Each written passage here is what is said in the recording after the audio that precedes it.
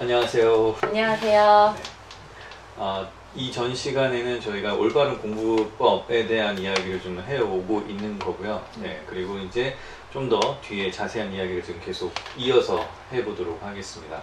네, 그 공부에 패턴이 있다고 지금 네. 하셨는데 네. 그 중에 이게 첫 번째 단계죠? 뼈대. 네, 뼈대 뼈대를 잡기. 세워라. 네. 뼈대를 세워라. 그러면 이제 더 몇 단계가 더 있는 거예요? 4단계가 더 있습니다. 총 아. 5단계라고 해서 음. 5단계 패턴 학습이라는 이름을 한번 붙여봤어요. 5단계 패턴 패턴 학습. 그러면 뼈대. 지금 뼈대였고. 네. 자, 그러면 두 번째는 어떻게 되는 건가요? 자, 물의 저항을 줄여주는 방법으로 수영을 해야 하듯이 공부도 에너지를 낭비하지 말아라. 내가 해야 될 일에 효과적으로 에너지를 써야만 좋은 결과를 얻을 수 있겠죠.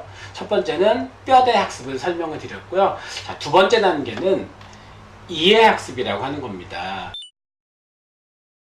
이해는 어려운 말이 아니죠. 아, 그렇구나 라고 하는 것이 이해인데, 이해를 조금 더 자세히 설명을 드리면 이해라고 하는 것은 내 안에 원래 머리 안에 지식이 들어있어요. 지식이나 경험 같은 것, 보통은 이제 배경 지식 이렇게 이야기하는데요.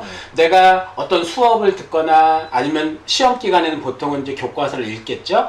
어떤 내용을 읽으면서 새로운 내용이 머릿속에 들어오는데, 들어온 내용과 원래 내 머리 안에 있었던 지식이 연결되면 아, 그렇구나 라고 이해가 되겠죠. 이걸 일반적으로는 이해라고 합니다.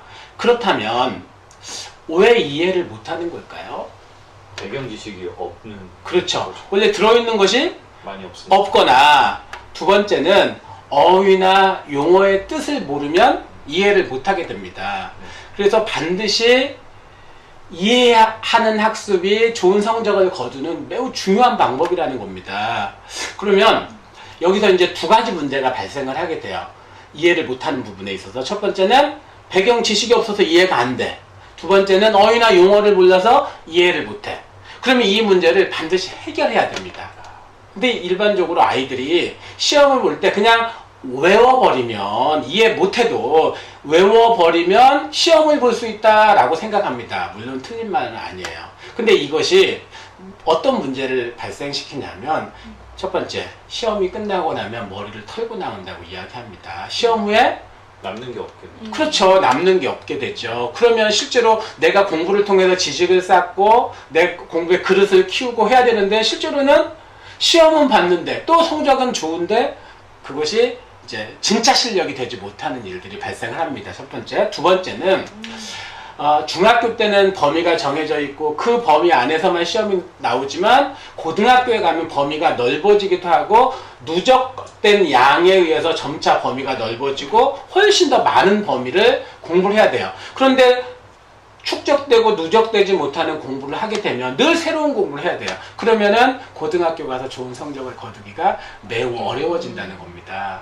그래서 중학교 때부터 어떤 연습을 해야 되냐면, 내가 배경 지식이 없어서 이해가 안 돼. 그러면 그것들을 누구한테 물어볼 수도 있고요. 아니면 인터넷에 검색을 해볼 수도 있고요. 사전을 찾아볼 수도 있고요. 아니면 자습서나 참고서 같은 것들이 있죠. 그것을 찾아보면서 아, 그렇구나, 이게 그런 내용이었구나 라고 이해를 해야 돼요. 그리고 두 번째, 어휘나 용어를 모를 때는 그것도 역시 찾아봐야 되겠죠.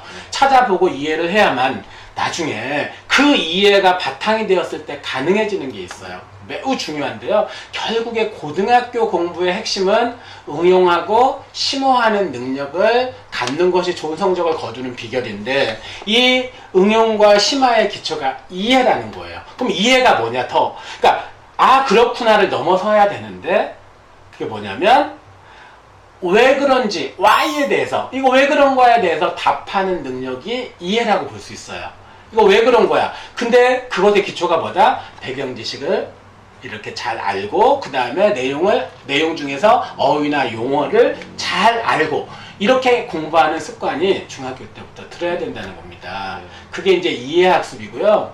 그러면 한두 가지 좀 팁을 드리면, 아이들이 시험 공부를 이렇게 할 때 모르는 게 나와요. 모른다는 것은 배경 지식이 없어서 모르거나 어휘나 용어를 모르거나, 그런 때는 표시를 했으면 표시하는 습관을 가졌으면 좋겠습니다. 한 가지 방법은 배경 지식이 없다 그러면 그 모르는 부분에 밑줄을 긋고 물음표를 해놓는 것. 또 한 가지는 물음표. 용어나 어휘를 모르면 그 모르는 용어나 어휘에 이렇게 네모를 쳐놓는 거예요. 그럼 나중에 내가 교과서를 볼 때 이렇게 밑줄 긋고 물음표 낸 곳이나 아니면 네모를 쳐놓은 단어에 이렇게 네모를 쳐놨어. 그것은 내가 모르는 것이구나. 정말 중요한 게 뭐예요? 내가 모르는 것이 뭔지를 아는 거죠. 그러면 해결할 수 있는 가능성이 있습니다. 그 아이는 공부를 잘할 수 있는 기초가 만들어지게 돼요. 그래서 어렸을 때부터 모르는 것은 반드시 해결해가는 습관을 들여야 나중에 고등학교 가서도 그 힘을 가지고 정말 잘할 수 있는 그런 학생이 될 수 있습니다. 그래서 첫 번째 뼈대를 세워라. 두 번째 이해해라. 그러면 그 뼈대에다가 이해는 작은 살을 붙이는 것이 되겠죠. 이런 것들을 이제 개념학습의 일부분으로 보고 있는데요. 그런 개념학습이 되어 있는 아이들이 공부를 잘하고 내가 투자한 시간과 노력만큼 결과를 얻게 된다. 네. 이렇게 말씀드릴 수 있습니다.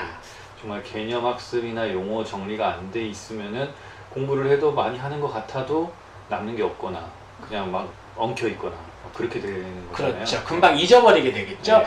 이해가 안 되고 단순히 암기만 해버리면 이해 안 된 상태에서 암기 가능하죠. 하지만 오래가지 장기 기억으로 가지 않는다는 그런 문제가 있습니다. 네. 아, 그렇구나. 그 아이들이 저는 되게 궁금한 게 뭐냐면 제가 졸업한 이후에 지금 상당한 시간이 오래 있었고 그다음에 그동안에 사교육을 굉장히 많이 늘어났다고 그렇게 듣고 언론에서도 들었거든요. 그런데도 지금 제가 겪었던 문제를 그대로 아이들이 겪고 있다는 게 저는 그게 너무 신기한 거예요. 열심히 했는데 그에 따른 어떤 성적이 나오지 성적이 안 않는 나온다는 아이들은 게 예전이나 그동안 지금이나 있다. 왜냐면 그 전에는 저희 때는 사교육을 많이 안 받았지만 네. 지금은 사교육으로 엄청나게 아이들을 교육을 시키고 있고 교육률이 엄청 높은데 그 문제가 아직까지도 이렇게 발목을 잡고 있다고 하니 왜 그런 현상들이 계속 일어나는 것 같아요? 대표님? 최근에 한 중학교 어머니가 저에게 이런 질문을 했습니다. 자기 친구 딸이 이번에 고등학생이 되었는데 성적이 안 나온다는 거예요. 그런데 원래부터 못했던 아이라면 이해를 하는데 중학교 다닐 때 전교 1등을 했던 아이인데 고등학교 가서 성적이 안 나온다는 거예요. 근데 문제는 그 원인을 못 찾겠다는 거예요. 그래서 코치인 저에게 선생님이 생각하기에 그 아이의 문제는 어디 있는 것 같다고 생각하는지 답을 구했는데요. 제가 두 가지를 이렇게 분석을 해드렸습니다. 첫 번째는 이제 특수한 목적구를 이렇게 썼다가 이제 떨어졌어요. 그래서 그 영향으로 좀 내적인 동기 같은 걸 사라졌거나 아니면 그런 충격으로 인해서 공부의 양이 좀 줄어들 수 있겠죠. 그런 원인이 될 수 있겠다. 그런데 그보다 훨씬 더 중요하고 본질적인 문제가 있다고 생각하는데 그 중학교 때 공부했던 방식이 단순히 누군가의 도움, 이제 아이가 강남에 있는 아이이기 때문에 누군가의 도움을 받아서 그런 성적을 거두었는데 단순히 이제 암기하는 식으로 쪽집게를 받을 수도 있었겠고요. 이제 그런 공부 방식이 이해하지 않고 축적하는 공부를 하지 않고 그 단기적인 그때그때의 시험만을 위해서 공부했던 그 방법들이 고등학생인 지금 나타나는 것이 아닌가 이렇게 분석을 했더니 상당 부분 설득력이 있다라고 이제 이야기를 들었고요. 반대로 이야기하면 그걸 해결하는 방식 역시 다시 이제 돌아가야 되겠죠. 힘들지만 그것이 방법이기도 하고 지금 만약에 우리 아이들이 초등학생, 중학생이라면은 그 부분을 염두에 두고 공부를 시키는 것이 나중을 위해서 도움이 될 것이다. 그래서 반드시 이해한 다음에 암기해라. 이런 말씀 드리고 싶네요. 그러니까 이런 것 같아요. 음식을 먹을 때도 이제 아이가 어느 정도 크면 이제 이유식을 안 먹이고 밥을 먹여야 되잖아요. 근데 아이가 다 컸는데 계속 이유식을 먹이는 거예요. 먹이는 거죠. 계속 이유식만. 이 부드러우니까 소화 잘 되라고. 근데 이제 아이가 스스로 소화할 수 있는 능력이 전혀 없는 거죠. 그렇죠. 그런 사교육을 지금 우리는 하고 있는 것 같아요. 네.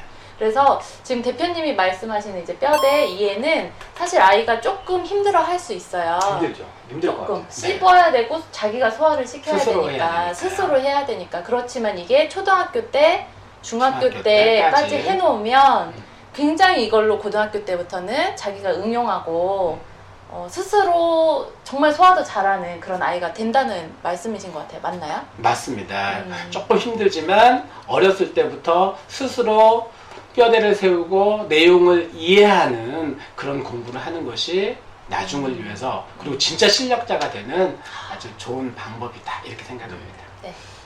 그러면 지금 중학교인데도 아직까지 다 열심히 하는데 좀 왜 이렇게 더디지? 막 이렇게 생각하는 그런 친구들이 있다면 그게 잘하고 있는 거일 수도 있으니까. 제대로 맞습니다. 하고 네, 있는지 제대로 하고 있는 네, 거죠. 제대로 이제 하고 있는 거일 수도 있다.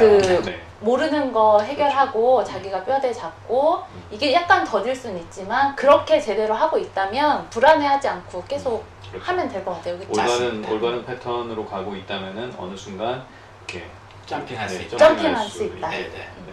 알겠습니다. 자, 여기까지 저희가 지금 두 번째 어떤 학습법에 대한 두 번째 이야기까지 나눠봤고요. 세 번째 이야기는 또 다음 편에 또 설명해 드리도록 하겠습니다. 네, 그러면 여기서 마칠 건데요.